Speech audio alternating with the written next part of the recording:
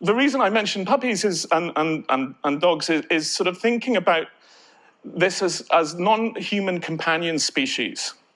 There's been a lot written about companion species relationships, and thinking about kind of almost like the notion of the working animals that we've sort of co-evolved with to sort of extend ourselves and work with rather than replacing us is something that I'm very inspired by and interested in.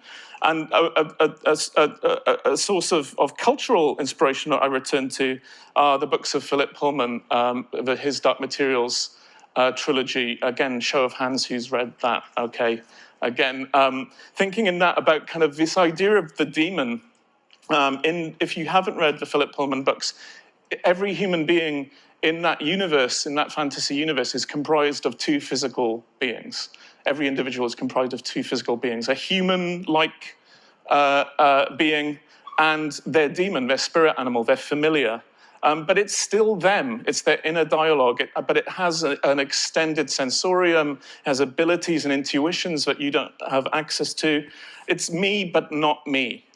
And I think that's one of the things that I'm trying to kind of look at in my research is what do we get from creating a relationship to learned systems, to AI, to machine intelligences that are still me, but an extension of me, but not me, rather than an othered assistant that I have a dialogue with? What are the other sorts of relationship that we can have with these entities?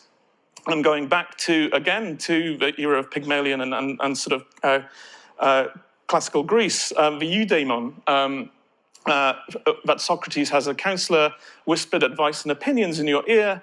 A person escorted by a Eudaemon was considered fortunate.